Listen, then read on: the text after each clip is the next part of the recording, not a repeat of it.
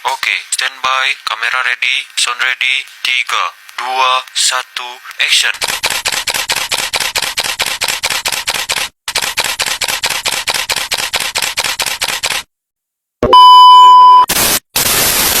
Assalamualaikum warahmatullahi wabarakatuh. Halo teman-teman, saya Tanaya Logi Webriana sebagai perwakilan kelas 9D mau memperkenalkan 3 permainan tradisional Indonesia. Yang pertama ada Gopak Sodor, yang kedua ada lompat tali, yang ketiga ada dakon. Setelah ini kalian akan dipandu oleh teman saya Sinta Oktaviana. Yuk ikut aku.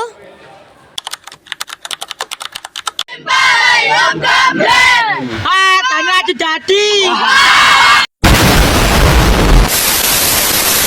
Hai teman-teman, di belakang saya terdapat permainan tradisional yaitu lompat tali. Yuk kita lihat.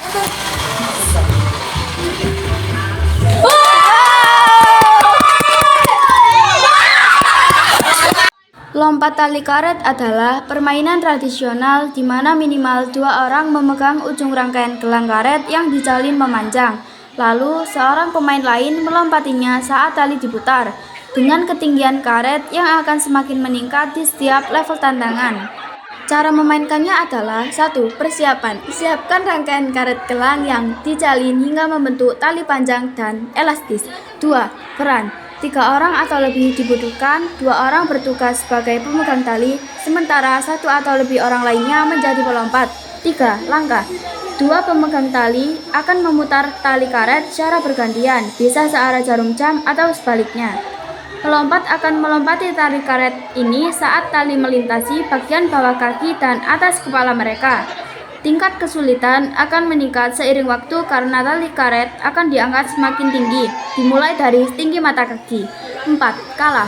Pemain yang tidak bisa melompati tali atau menyenggol karet akan dianggap kalah dan bisa bergantian tugas menjadi pemegang tali.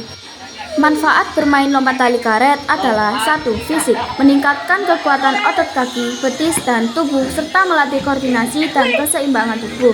2. Mental, melatih fungsi kognitif, daya ingat, dan meningkatkan kepadatan tulang. 3. Sosial, mengajarkan nilai-nilai sportif, kerjasama, ketekunan, dan kebersamaan di antara pemain.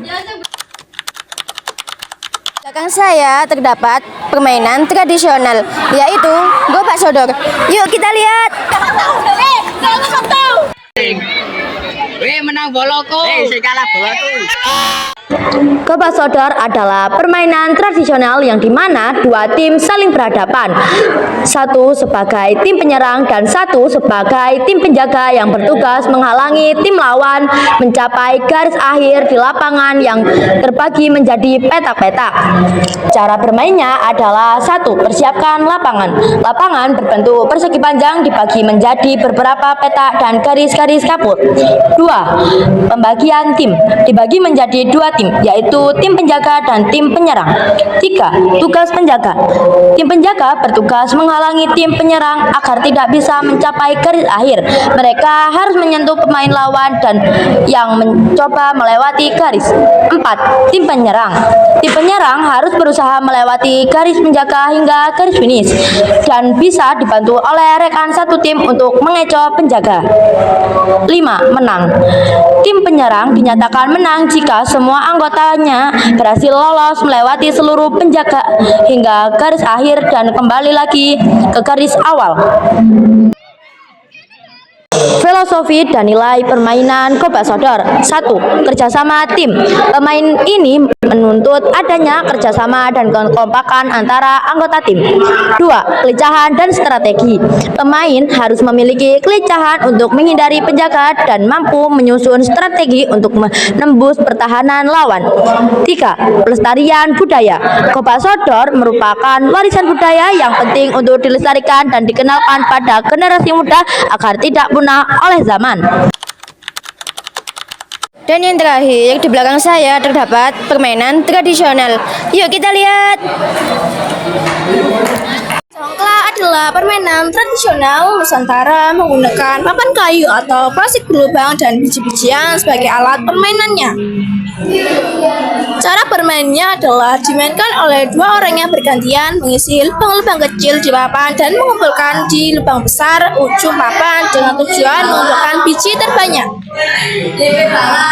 Manfaatnya adalah untuk meningkatkan kemampuan kognitif seperti berhitung, logika, dan strategi, pengembangan motorik halus melalui pergerakan pemindahan biji, dan pelatihan konsentrasi dan fokus.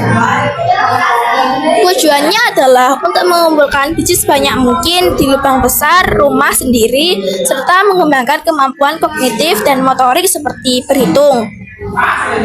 Permainan congklak memiliki dampak positif, yaitu meningkatkan kemampuan motorik halus dan kognitif seperti berhitung dan strategi, menambahkan nilai karakter, kejujuran, dan tanggung jawab. Memiliki dampak negatif seperti anak lupa waktu, perilaku negatif dari lingkungan, hingga potensi resiko perjudian yang dapat merusak karakter. Seberapa jauh dari sini? Tembok-tembok ini tak berarti, asal kulihat senyummu hari ini, mendengar keluhmu malam nanti. Saat semua tak jelas arahnya, kita hanya punya bersama, lewati syurang terjalnya dunia. Ramai sepi ini milik bersama, ramai sepi ini milik bersama. Kita sama-sama takkan kemana. Selama kau ada aku tak apa, apapun yang terjadi tidak apa.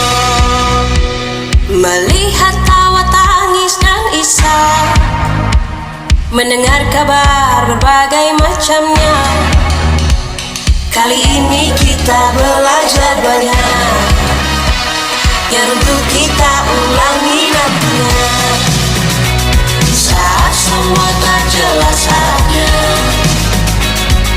kita hanya punya bersama, lewati jurang terjangnya dunia.